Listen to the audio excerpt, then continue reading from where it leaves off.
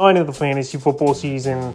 And here's a few wide receivers I look to drop this week. The first guy, Hunter Renfrow of the Las Vegas Raiders. Great season last year as the number one man over there for Derek Carr and the Raiders in the passing game. But this season, here the numbers have fell off. Injuries have obviously been a concern.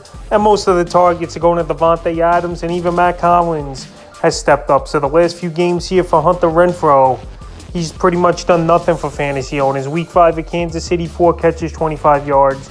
Week 7 after the bye versus Houston, 3 catches, 55 yards on 3 targets.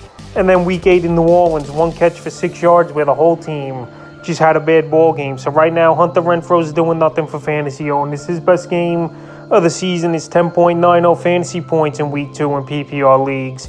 And right now, I would drop him. It's already Week 9 of the season.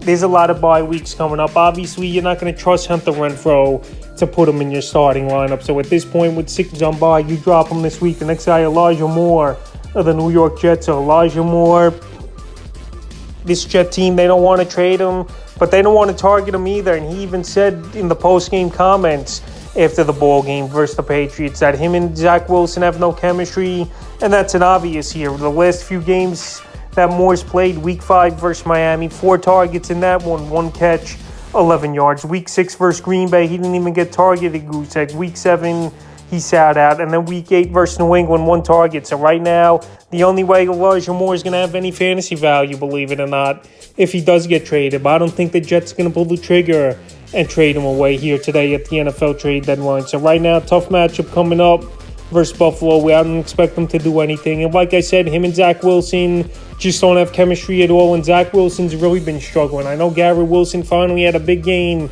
with Zach on the center here for this Jet team. But this Jet whole passing offense is abysmal right now. And there's no reason to hold on to Moore. Still only 40% of fantasy leagues. And the third and final wide receiver I look to drop this week's Michael Gallup of the Dallas Cowboys. I mentioned Gallup last week as a drop, and I'm going to go back to it once again. I think he had a better game, no doubt about it, here in Week 8 versus the Chicago Bears. 4 catches, 49 yards on 6 targets. But right now, it looks like the pecking order in the Cowboy offense, in the passing game at least, you got CeeDee Lamb, and then it's Dalton Schultz, who Dak Prescott liked a lot last season and this year now, going back to him since Dak's return. So Michael Gallup, I know he can make some big plays. I know he's had some fantasy games over the years, but this season I don't think he's 100% healthy. And now with the Cowboys going on bye week, even if Gallup was playing and not going on bye, he's not really a guy you're going to start. And now with the bye week, it gives you a good excuse to drop him. After the last few games, he's done nothing, is Michael Gallup, with his best game of the season, 10.40 fantasy points. Then Week 5 at the Rams, 8.40. Week 6 at Philly, 3.80. Week 7 versus Detroit, a goose egg. And then Week 8 versus the Bears, 8.90. So right here, I would drop Gallup this week. So that's a few wide receivers I look to drop here for Week 9 of the fantasy football season.